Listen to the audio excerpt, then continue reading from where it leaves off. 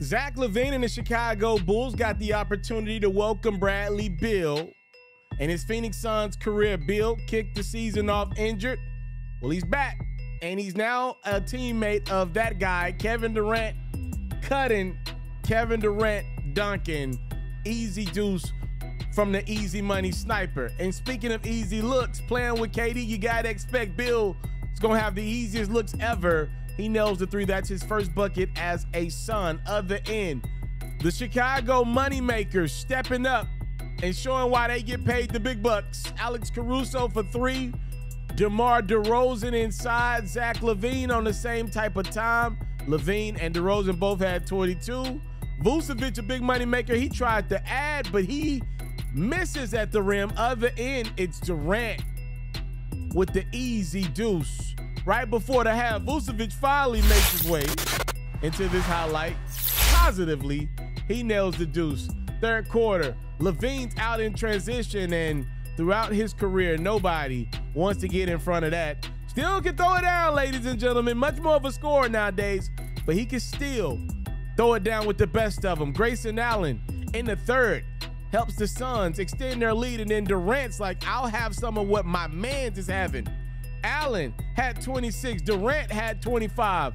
Suns out in control in this one. How about Andre Drummond, who seemingly always ends up with steals? He gets a lot of steals for bigs. He throws it down. And then on the other end, we got a back and forth contest. Another three from Allen. Suns up in the closing seconds. It's DeRozan. Little boy day tomorrow. We're tied at 107.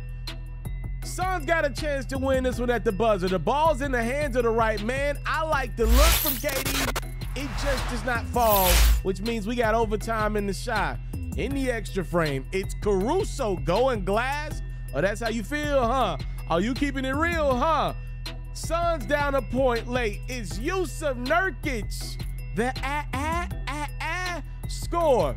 116-115. Bulls got a chance with 0.1. It's got to be a tip in with under 0.2 on the clock. Actually, a good look from Caruso to LaVine. Zach couldn't get his palm on it, or dare I say his fingertip on it, so it could count.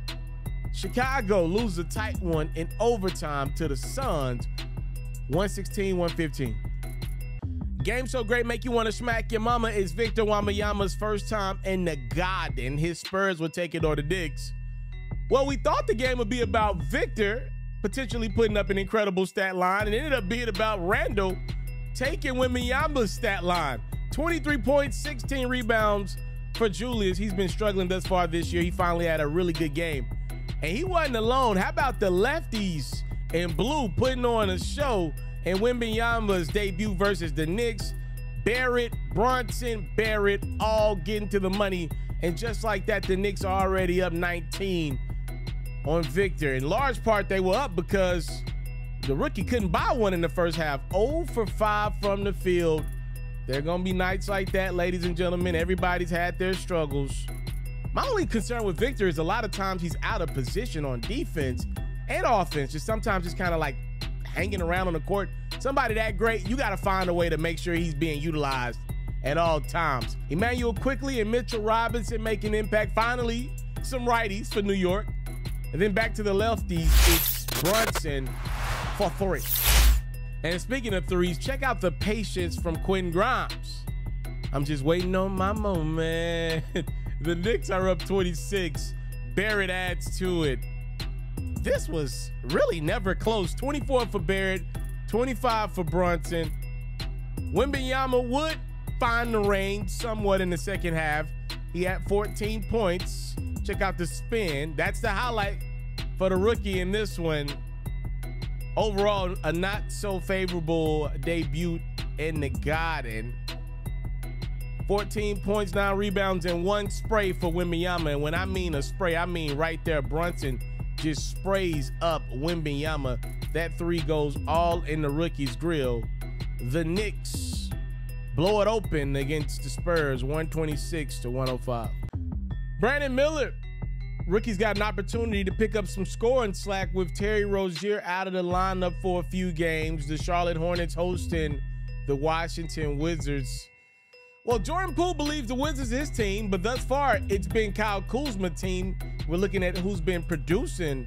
Kyle Kuzma's been in his bag. 33 points, 9 boards for Kuzma in this one. You see that. Don't mind if I do three-pointer from Kuz. Other end, LaMelo Ball finds Nicholas Richards, and then LaMelo finds the range.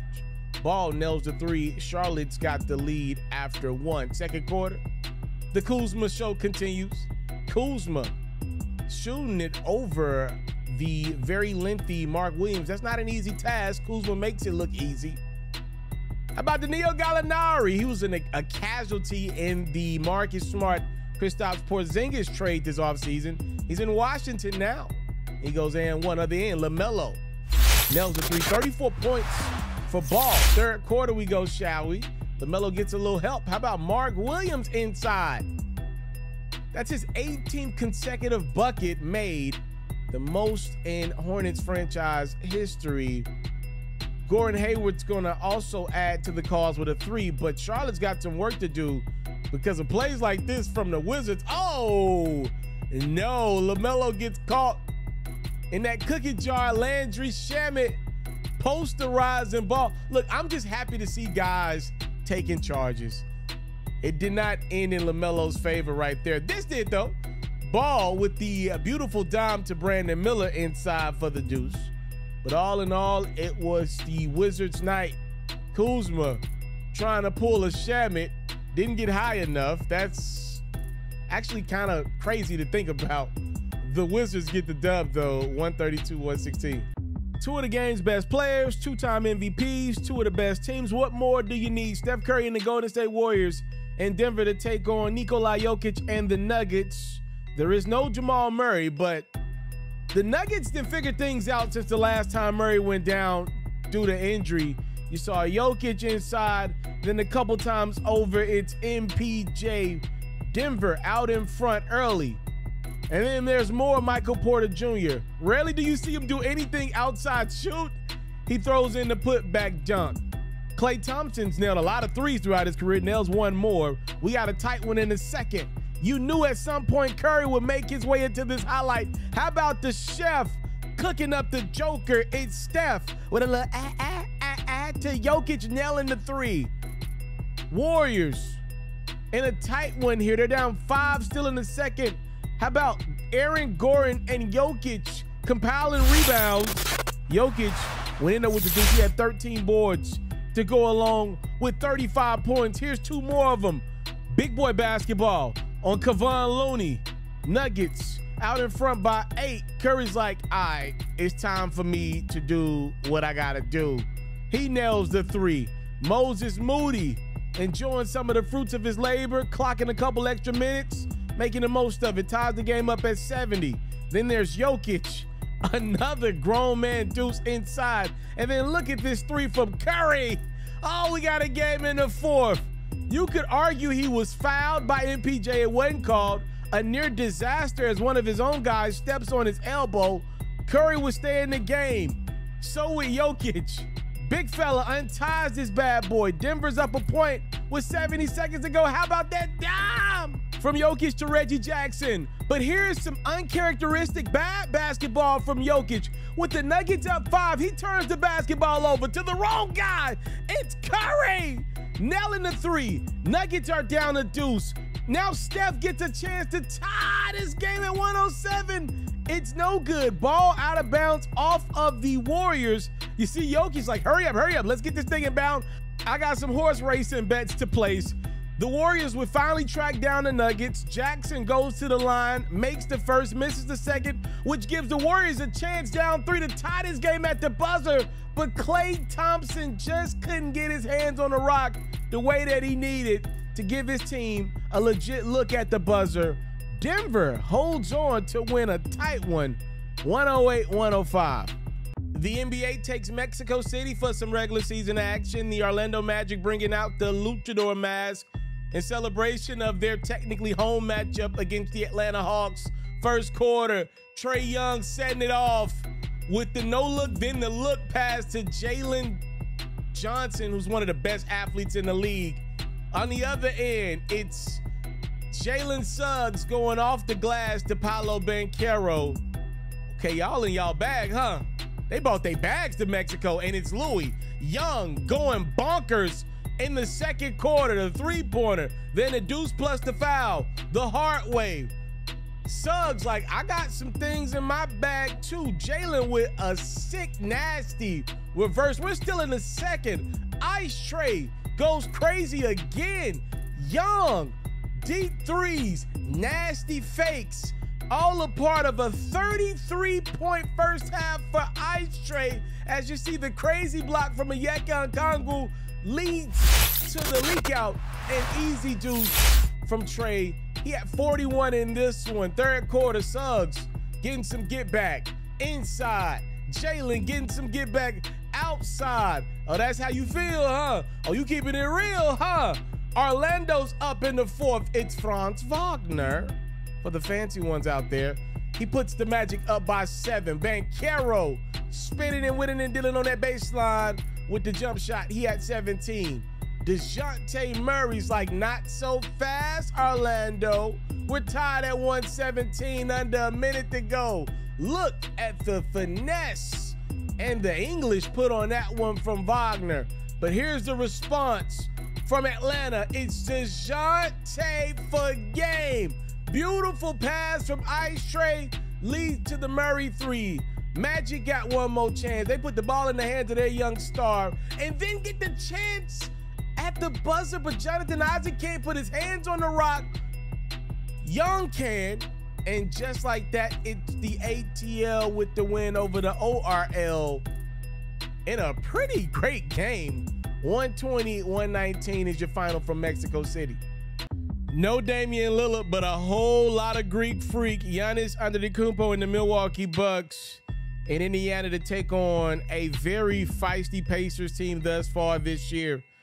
A lot of that fight and grit is coming from their leader, All-Star Tyrese Halliburton with the leak out and the easy deuce.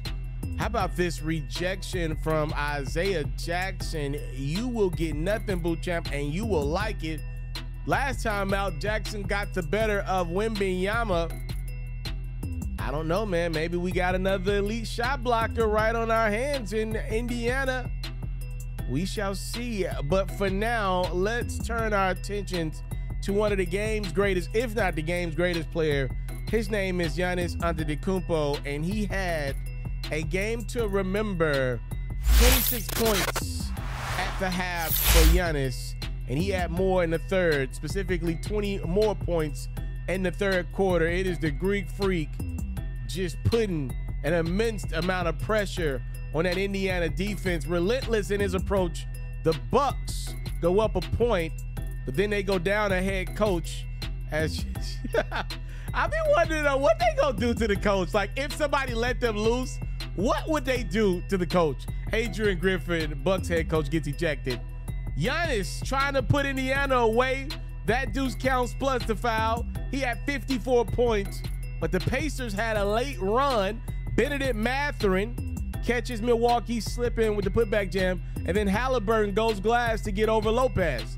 Tyrese Halliburton, ladies and gentlemen, made the All-Star game last year, well on his way to doing it this year. 29 points, 10 assists for Halliburton. Got the Pacers up a point despite all of Giannis's greatness. Greek freak had 2 costly turnovers in the last minute of this one with his team down a point. Despite a 54-point-12 effort from Giannis, his Bucks take an L to the Pacers by 2. The NBA takes Mexico City for some regular season action. The Orlando Magic bringing out the luchador mask in celebration of their technically home matchup against the Atlanta Hawks. First quarter, Trae Young setting it off with the no-look, then the look pass to Jalen Johnson, who's one of the best athletes in the league. On the other end, it's Jalen Suggs going off the glass to Paolo Banchero. Okay, y'all in y'all bag, huh? They bought their bags to Mexico, and it's Louis Young going bonkers in the second quarter, the three-pointer, then the deuce plus the foul, the heart wave. Suggs like, I got some things in my bag too. Jalen with a sick, nasty reverse. We're still in the second. Ice Tray goes crazy again. Young, deep threes, nasty fakes, all a part of a 33-point first half for Ice Tray. As you see, the crazy block from EJECTION leads to the leak out, and easy juice from Trey. He had 41 in this one. Third quarter, Suggs getting some get back inside. Jalen getting some get back outside. Oh, that's how you feel, huh? Oh, you keeping it real, huh? Orlando's up in the fourth. It's Franz Wagner for the fancy ones out there.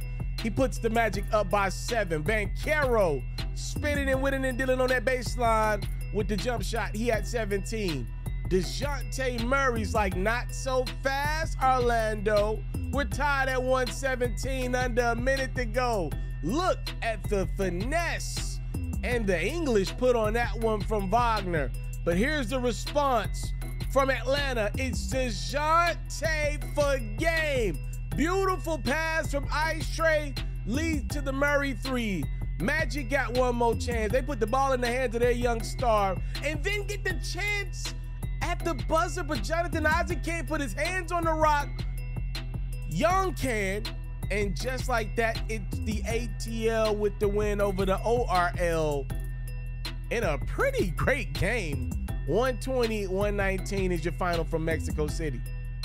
No Damian Lillard, but a whole lot of Greek freak. Giannis Antetokounmpo and the Milwaukee Bucks in Indiana to take on a very feisty Pacers team thus far this year. A lot of that fight and grit is coming from their leader, All-Star Tyrese Halliburton, with the leak out and the easy juice. How about this rejection from Isaiah Jackson? You will get nothing, boot champ, and you will like it. Last time out, Jackson got the better of Wemby.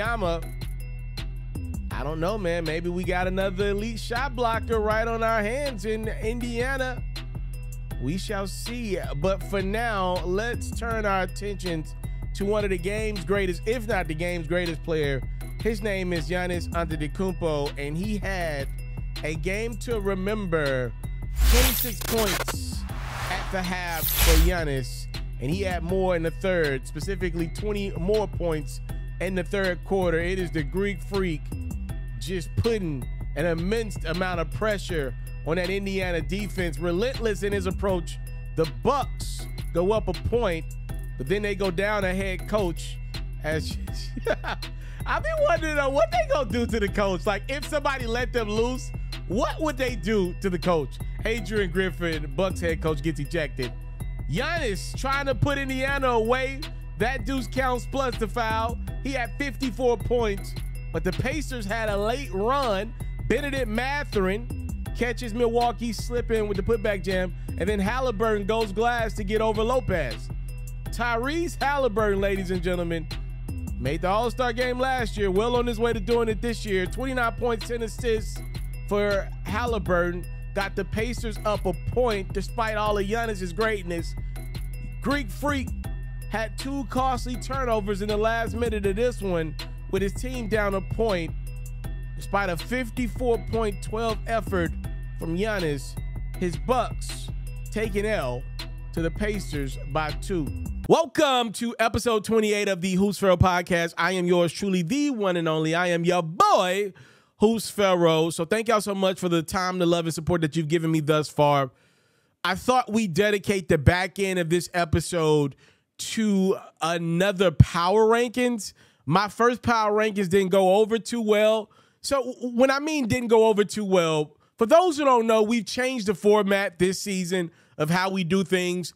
In theory, I drop the episodes. I try to at least 24 to 48 hours after the games for whatever corresponding night in the NBA. And then from there, then I stagger clips from each episode throughout the week. So if I do my power rankings from a couple weeks ago, then I turn around and drop maybe the power rankings video as a clip. I might do that like 4 or 5 days later. A power rankings clip got posted from like what I did to preseason. Like, I had a preseason breakdown video. For those that tapped into the platform, y'all know exactly what the heck happened. And people thought that was my updated power rankings as of this moment. and it's not, because you had like the Memphis Grizzlies in the power rankings, and everybody was like, yo, that's the worst team in the NBA. How are they number 2, number 3 in your power rankings? It was a preseason power rankings, so I thought it would be cool to give y'all my updated power rankings. Look, I'm checking the date right now. This is my power rankings as of Friday, November 10th, games played. This is how I see things. My top 10 teams in the NBA from what I've seen thus far this season. And I want y'all to keep in mind that I am still using things that happened in previous seasons. Guys, tendencies do matter. Injuries are also a part of my power rankings. But for the most part, it's about what I've saw this season. I do want to let you guys know, though, you will not see the Sacramento Kings in my power rankings. Obviously, they're missing a big cog to their puzzle and De'Aaron Fox. And for right now, you will not see the New Orleans Pelicans a part of my power rankings because C.J. McCollum's got to collapse long. Godspeed to him. For the most part, though, these are the 10 best teams to your boy so far this year. And an honorable mention is the Houston Rockets. Ime Udoka's got them playing great ball. I think they've won 5 games in a row. They just missed my top 10. At number 10, though, I do have the Indiana Pacers. Indiana has been playing some really competitive ball. If you have not checked out a game and seen what Tyrese Halliburton has been doing, Miles Turner's had a couple good games. Isaiah Jackson had a couple good games as well. Obi Toppin has some highlight plays. Go check out some Indiana basketball. I'm telling y'all, they playing really hard. They're very tough to beat at home. They're going to score a lot of points. Don't say your boy Ferro didn't warn y'all about the Pacers. They're fun this year. Number 9, the Phoenix Suns. Indiana's got a better record than Phoenix, but I do respect the competition that the Suns have had to play thus far this season. They pretty much had to go through some teams that made it to the second round and pass in the Western Conference playoffs last year. So I want to give Kevin Durant the credit for that. He's been the lone star available all games this season for Phoenix. Bradley Beal's finally working himself back in the lineup. Devin Booker's been in and out of the lineup. I like some things that I've seen for Phoenix, and I do believe once they're whole really, really soon, they're going to be really tough to beat in the regular season. At number 8, the Los Angeles Lakers have gotten the Suns twice thus far this year, so I got to put the Lakers over the Suns. Lakers dealing with the Anthony Davis injury saga. Now it feels like LeBron James is going to be in and out of the lineup, potentially with a shin injury. Lakers have not stepped into this season the way I thought my squad would, if I'm being honest with you guys. A little sluggish, coming off of a couple guys getting paid, and Rui and Reeves and D'Lo. Lakers got some huge rotation concerns that I got to be honest with you is why I can't put them no higher than 8. At number 7, a team that I thought I had a chance of being a surprise team out east, the Atlanta Hawks. Atlanta just needs to play some tougher teams. That's the only reason why I can't go any higher than 7 with them. They've been competitive. They have had that energy and spunk back to their lineup. I thought trading John Collins was a good thing for Atlanta.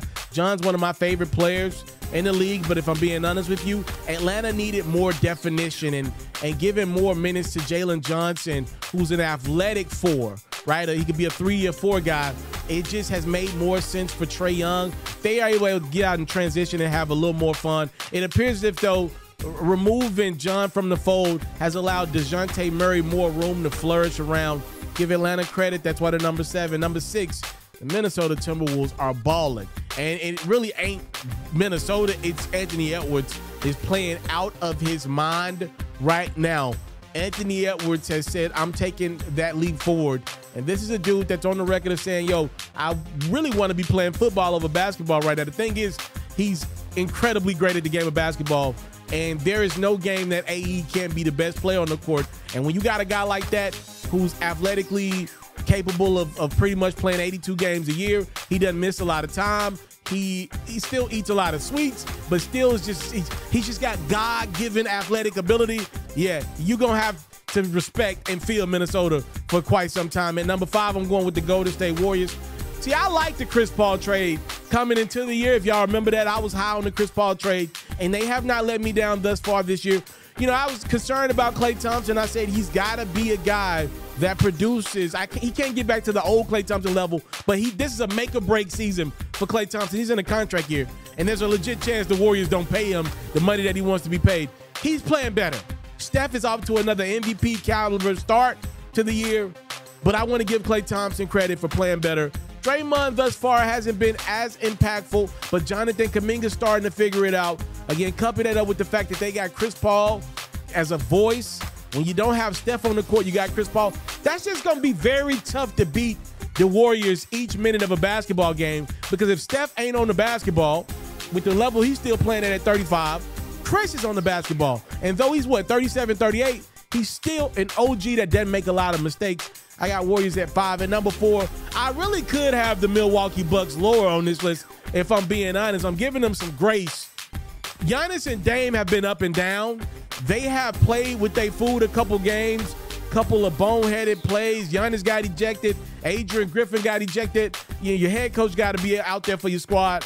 I've never been a fan of head coaches getting ejected. I just think it's ridiculous with your guys going hard for you. Giannis had 54 points and the dang coach gets ejected. Like, I get it. You know, you want to compete and be there for your team, but you got to be there for your team. You know, I know you want to argue for your guys, but hell, Giannis had 54 points. Damn, how much arguing you gonna do about a night where your guy had 54 points? Jeez Louise.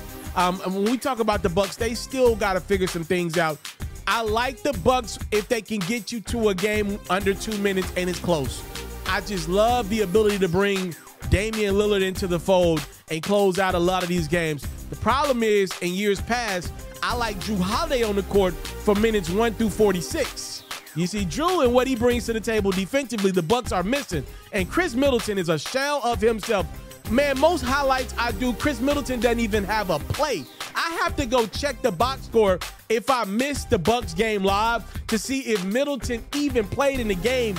That's how quiet he can get nowadays. It does not appear that the Bucks got a big 3. It appears as if, though, they got a dynamic duo.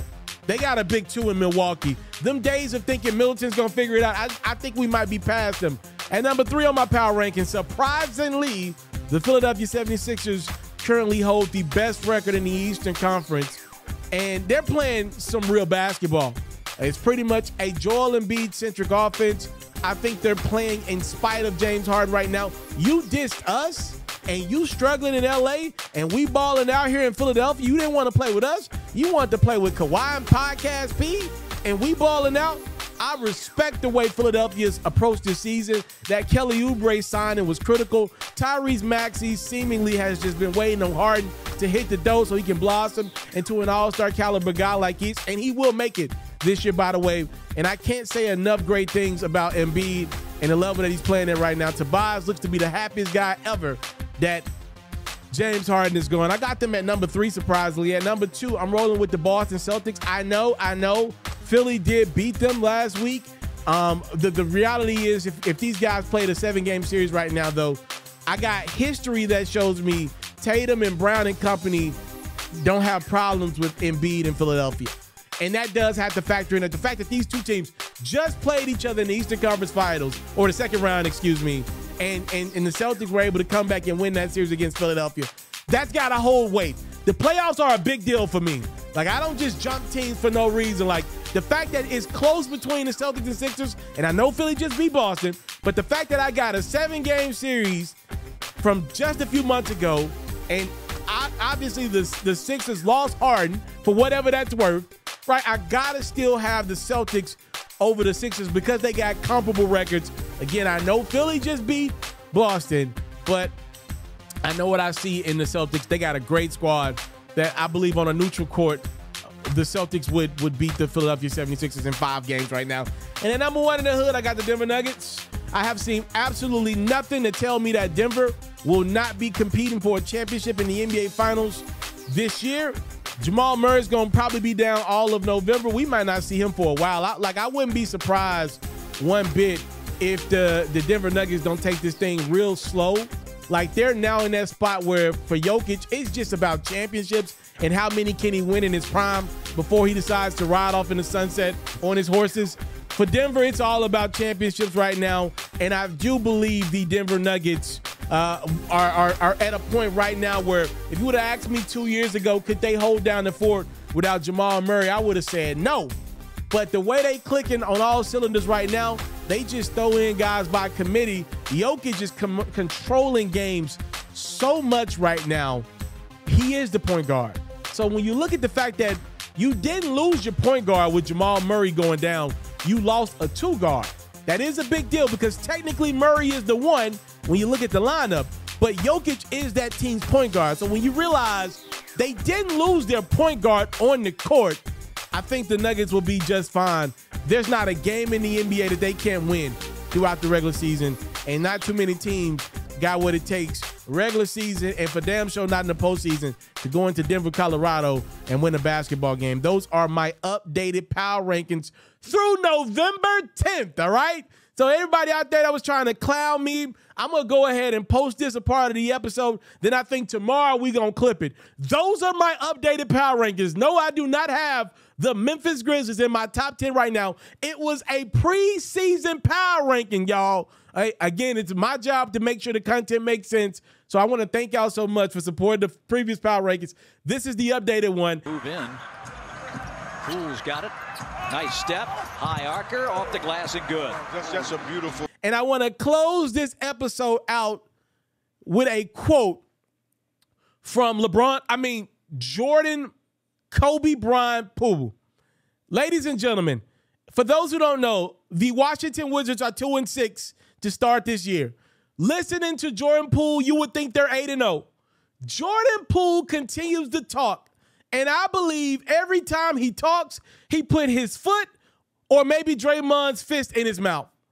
Like, listen, Draymond, this is why I do not believe you need to go out and make comments about Jordan Poole. You do not need to go to the podium and say the chemistry is better in Golden State this year than it was last year. You don't need to say nothing. Your fist had already did the talking. And for what your fists have not done, Jordan is doing the talking and making us realize why the Warriors had to move on from his services. This is what Jordan Poole said to Yahoo Sports' own Jake Fisher. Again, just to put in perspective, Jordan Poole is not the Washington Wizards' leading scorer. He does not shoot the ball well from the field. Kyle Kuzma has clearly been the best Wizard this season. But this is what Jordan Poole had to say as his team continues to lose his games this year. He said, this year's a bit different. Once your contract is signed and once you got a ring, essentially everything that needed to be done in Golden State got done. I got a ring. I made sure my family is straight. A good situation to come to now in Washington. And just now I kind of have my own team. I play my own type of basketball.